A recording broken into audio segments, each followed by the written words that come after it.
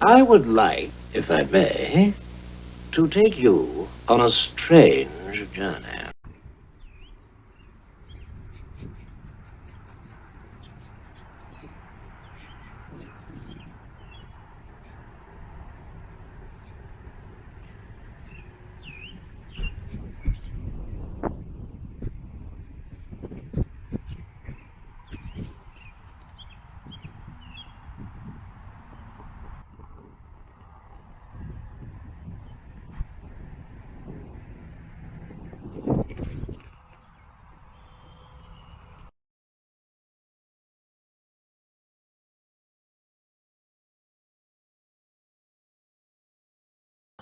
All right, guys, this is your favorite Fat Man. We are out today in an undisclosed location with a very important person that we won't talk about. But we're here at Opie's at the Horsepower Farm. We're going to give a chance to talk to Opie a little bit. I know everybody gives me a lot of questions about him and stuff, so maybe we'll get some answers, get a little history of what this all is, what Opie does, and all of the cool things. So we're going to get started, and let's see what Opie has to say. Hey, good morning. This is Opie. We're here at Horsepower Farm this morning, and Don's here to check out the place. And as you can see, with COVID, we have no Horsepower Farm Cars and Coffee Day today.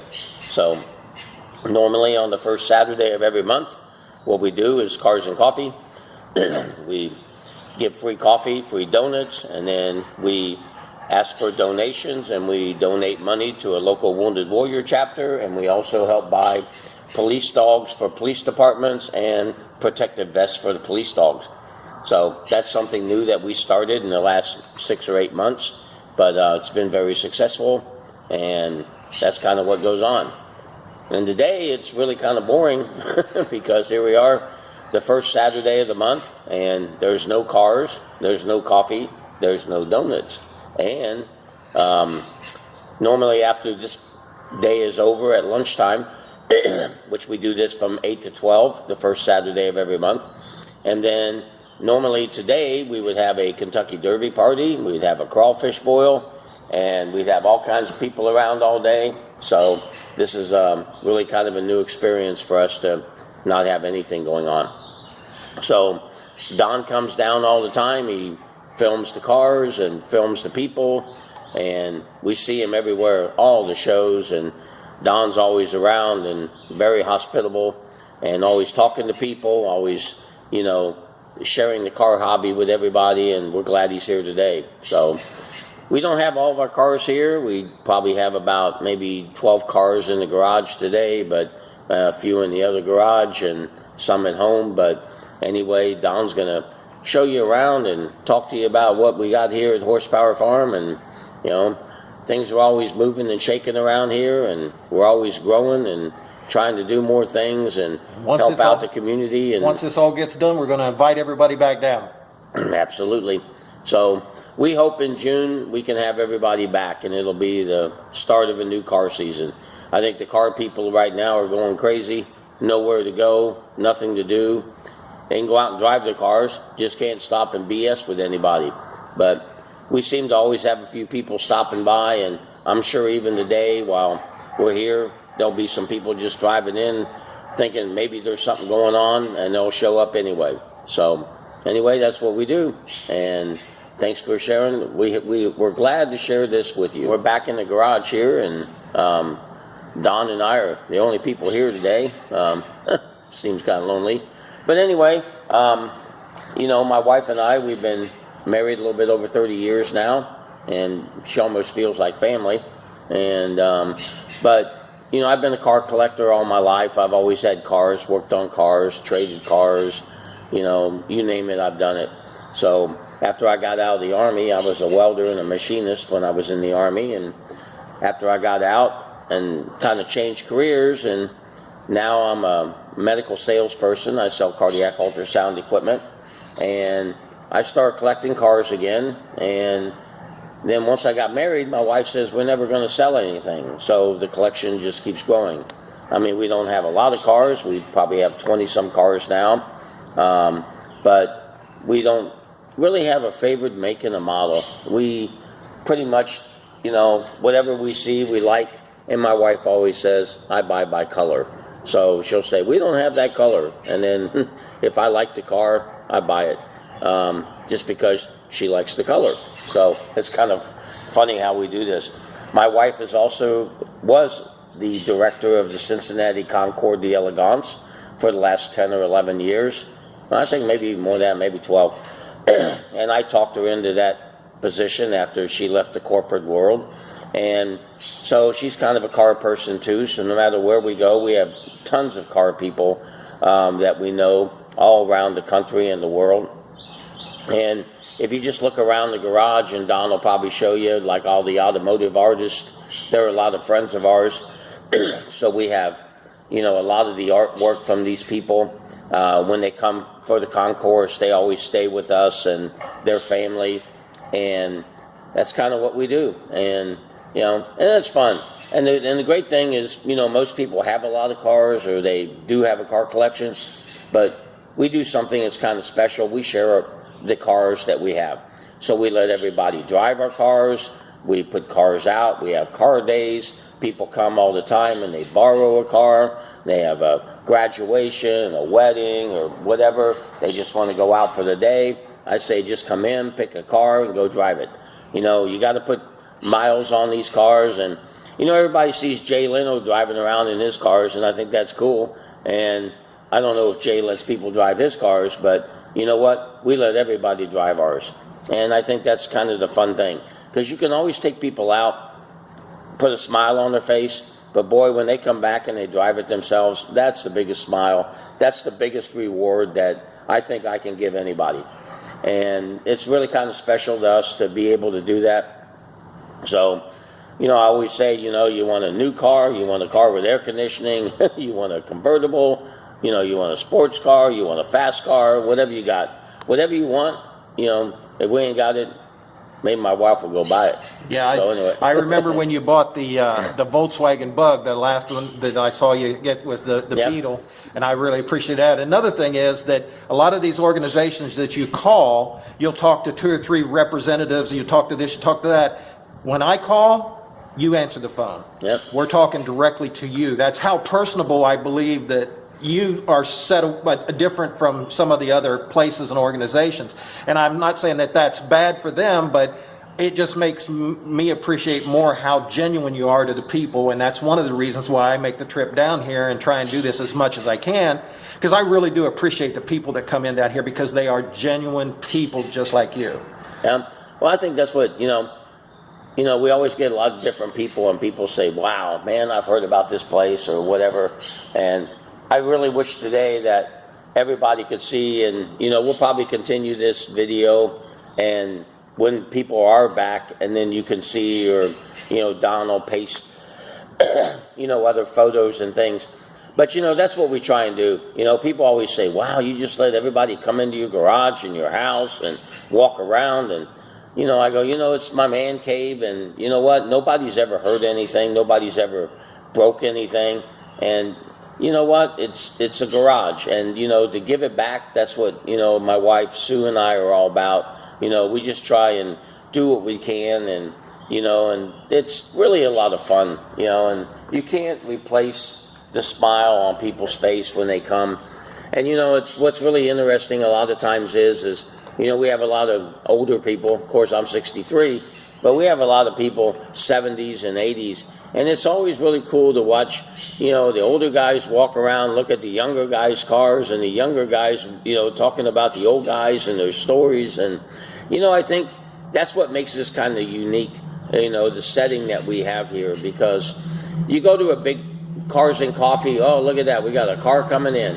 And, you know, we have a lot of people that, you know, just show up. And like I said, it's just being hospitable and just opening everything up and being real people. And that's what really makes the difference, I think, in this hobby and what we do. So, and I think we just got our first car on a Saturday morning, even though we're in the COVID.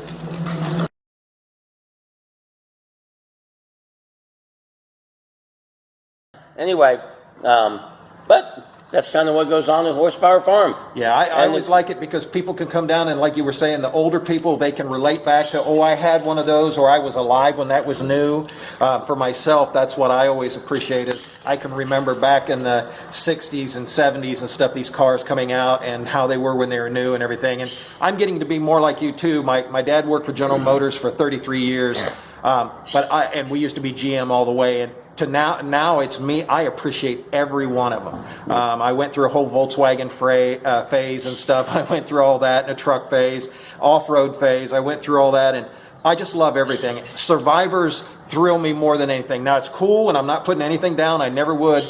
Everybody has their own little niche. I like these guys, but $200,000, $300,000 into a car to make it pristine, that's great, that's fine, it's beautiful, it's keeping it alive, but I like that guy that's driving a 72 Impala, and he loves it just as much as the guy that has the $200,000, $300,000 car. It does not matter anymore, and I really appreciate people like you to be able to keep this alive, show people, and hopefully get younger people more involved in trying to keep this all alive, because I'm afraid once we're gone, it's gone, and it would be a terrible waste of automotive I don't art think it's ever and going to history. I don't think it's ever going to be gone. I mean, I think times are always going to change. People are going to drift to new things, new ideas.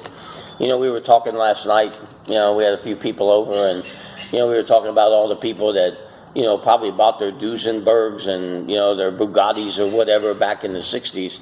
And you know what? They still love them today. And, you know, you just hope that somebody else will pick it up. You know, just come and get that car and take care of it.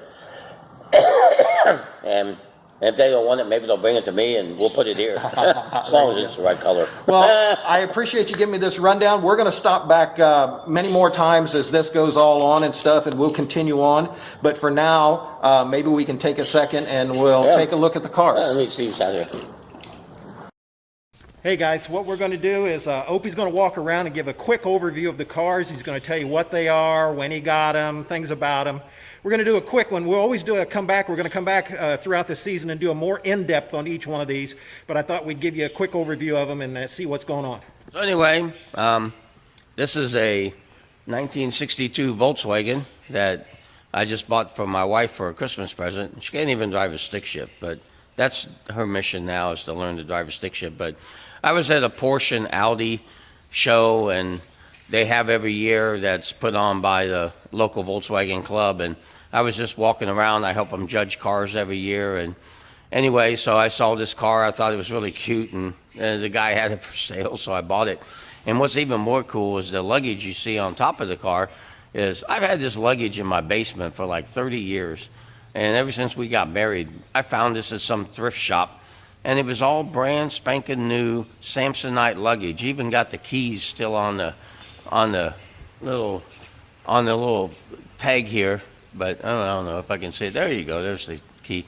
But anyway, it's really kind of cool, you know, and we never had anything to do with it, and I always had it on display down by my poker table, and, you know, and by God, I saw some other people with the same luggage, and I said, I'm going to put that on there and have that myself. So that's what we did.